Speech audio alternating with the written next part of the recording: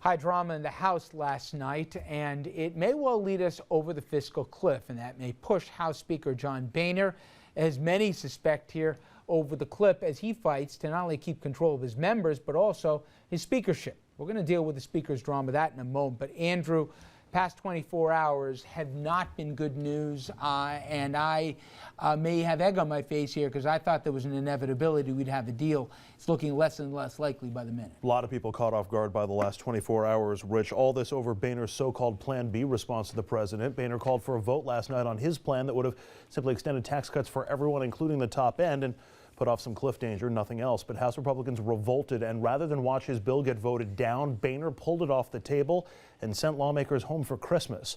Today, Boehner spoke about what happened with words that could be aimed at either party or maybe both.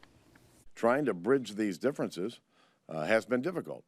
If it were easy, I'll guarantee you this would have been done decades before. The move leaves everyone wondering how or if we can avert the fiscal cliff, especially with House Republicans now essentially removing themselves from the negotiating table.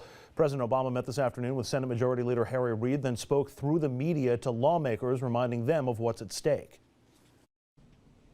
So, as we leave town for a few days to be with our families for the holidays, I hope it gives everybody some perspective. Everybody can cool off. Everybody can drink some eggnog, have some Christmas cookies, sing some Christmas carols, enjoy the company of loved ones. And then I'd ask every member of Congress, while they're back home, to think about that. Think about the obligations we have to the people who sent us here. Think about the hardship that so many Americans will endure if Congress does nothing at all. Boehner's D.C. surprise coming amid growing calls to do whatever it takes to avoid the cliff, calls from the American people who in polls say they want cuts and tax hikes, the White House approach, and not the GOP approach, and who are ready to blame the GOP if the nation in fact does go over the cliff. Washington also getting pressure from Wall Street and Wall Street leaders to do a deal and avoid the economic damage going over the cliff would bring. And as if to emphasize that point, the market's all down 1% today on word of Boehner's cliff chaos. The fear, in large part over the impact of going over the cliff. A reminder for you, with no deal on January 1st, taxes go up on all Americans, not just the top end, but the middle class and everyone else as well. Average impact on a middle-class family, about $2,000 a year. That's an increase of about 27% in your tax payments. Recession would be likely, depression possible, thanks to cuts in programs, defense, and aid, plus likely skids on markets and even another potential credit downgrade, not to mention the end of unemployment benefits to about 2 million Americans. Rich. All right, Andrew. Now, the drama on the cliff also brought drama over to John Boehner and his leadership in the House GOP and the future of the Republican Party, especially a party continuing to be led by, it turns out, Tea Party members. So their demise, as many said in November, highly exaggerated. This now the second time Boehner has either had the rug pulled out from under him while negotiating with the White House, or that he has completely lost control of his caucus. Not a good way to lead here. In his comments to his caucus after losing the Plan B fight, hinted at more than a defeated speaker. He invoked, I'm not making this up, the serenity prayer. And for those who don't know it, he told the group in front of him, God grant me the serenity to accept the things I cannot change, the courage to change the things I can, and the wisdom to know the difference. Not exactly Newt Rockne. Even Boehner's most loyal supporters suggested he lost it. Steve LaTourette, a loyal Boehner backer as much as there is, he tried to deflect any criticism that went to the speaker by saying, it's like saying the superintendent of an insane asylum should be discharged because he couldn't control the crazy people. I mean, that's nuts. Talking about specifically the last 2 years, and you can figure out what that means. Makes the House GOP and those Tea Partiers in his metaphor, as we all know, the crazy folks. And one more piece here of evidence. If Boehner is booted out as Speaker or the Tea Party continues to have a chokehold on that party, the next Speaker would likely be a very conservative Tea Party-approved Majority Leader Eric Cantor. Now watch this clip from Cantor last night after the Plan B plan blew up. Not only is Cantor not exactly in tears, he's looking like the cat that got the canary. Leaving. No. Is there going to be a vote tonight? No. There's no vote tonight? Nope. Will there be a vote tomorrow? Nope. Are you ditching Plan B? Will there be a vote today? No. When will there be a What vote? happens next, Mr. Okay. We'll get to the consequences, but Dominic, what's rule one if you're going to call a vote here?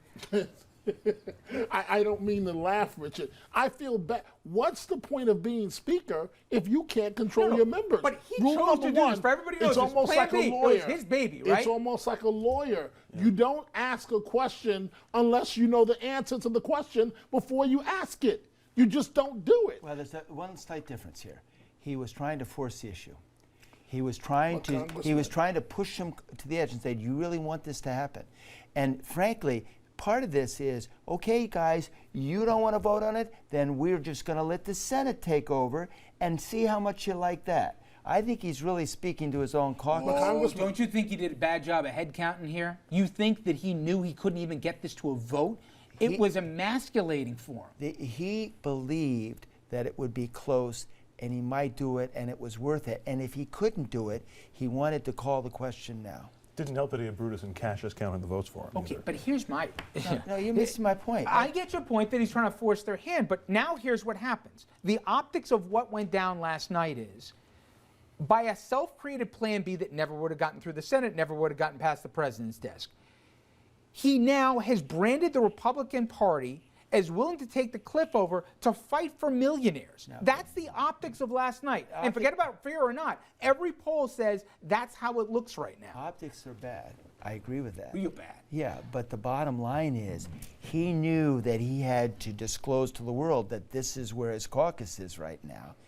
And he knows that his people are going to be, first off, I don't believe that they're going to give it to somebody else because everybody in that caucus wants it. Yeah, exactly. So I honestly just think he said, okay, guys, you want to play this kind of game? I can play it too. We're giving it to the Senate. He handed it off to the Senate, and he's not going to get blamed himself. He's going to blame his own people.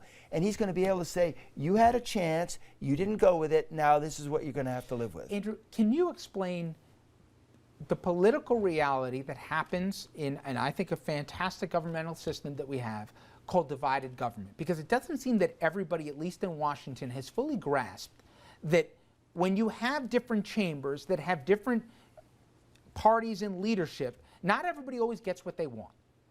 Right. Well, you know, going back to 8th grade civics class and checks and balances between the White House and the two chambers of Congress. In this case, the White House is democratically controlled, the Senate is democratically controlled, the House is Republican. In previous generations, as the congressman contributed to and remembered, that meant that no one party got everything that it was looking for, but the two parties would have to find common ground and work out a deal. It seems like the twist on that, since the tail end of your time in office and now that you've been out, is that the out party seems to just serve as the anchor on everything and saying, absolutely not. I don't agree with what the other party wants, so I'm just not going to allow it to happen Do you as know best you had as possible. people, Congressman, in the Tea Party saying it was a grand victory for the Republican Party that we shot down Plan B, and then others saying, when pressed, well, if you got all the cuts you wanted, would you still raise revenues a penny? Even if you started at the $1 million that John Boehner wanted, they still said no. I mean, how do you deal with these people? You know what? And what I'm trying to say to you right now is, how does John Boehner deal with them? He needed to out him. He needed to He's out got him. one choice, though. Yeah. Kicks it to the Senate, but in the end, he's got to find 50 Republicans that are going to be willing to break with the party and the political consequences, I'm sure, that'll come with it, as you know, and say, we're going to leave Crazy Town and go with you. See, this Can he get him? This is what I couldn't understand. From day one, when the president said, I want to tax millionaires, we should have said tax millionaires, but not people at $250,000. I had people continually say, why do you guys want to tax millionaires? And I would say to him, but he wants to go down half of them are Democrats. He wants to go down to $250,000. So I think he was right in saying, let's tax millionaires. He couldn't deliver the vote. I agree. The president already moved it up to 400. We all know he would have gone to 500 here. Right. So But let me just tell you now one they other- don't want to go for a penny. Let me just tell you one other reason why some didn't vote for it. They didn't want to vote for something that wouldn't ultimately become law. If they're going to compromise, they don't want to have expose themselves Absolutely. once. But here's the big thing. Come January 1, reality sets in. Sequestration is real. Whatever leverage Republicans have and whatever deal they'd want to craft goes away, and come January 1, the taxes go up. And they go up on, I mean. And that's what John Boehner said to them, I'm sure, in their conference. But do they grasp it on January but 1? they're Then going the president's going to bring to they're you going guys to. and so Republicans. By the way, guys, here's a bill, America. Here's a bill that for anybody making less than $250, whatever number he wants, let's reduce their taxes. Republicans are going to have to say no to that, and then it's going to double down. I don't understand their play here. It makes no sense to me. You don't understand those guys. They don't run the party, but they can screw it up. And Boehner is basically exposing them. And he's basically going to be able to say, you had a shot, you chose not to take it. Don't blame me for what happens January 1st. It's a bright, shiny day for the Republican Party. It's not a great day for the Republican Party. But We're not gonna a great day jump for to a the break here, Democrats. guys. We'll be right back. Stay with us. Oh, my gosh.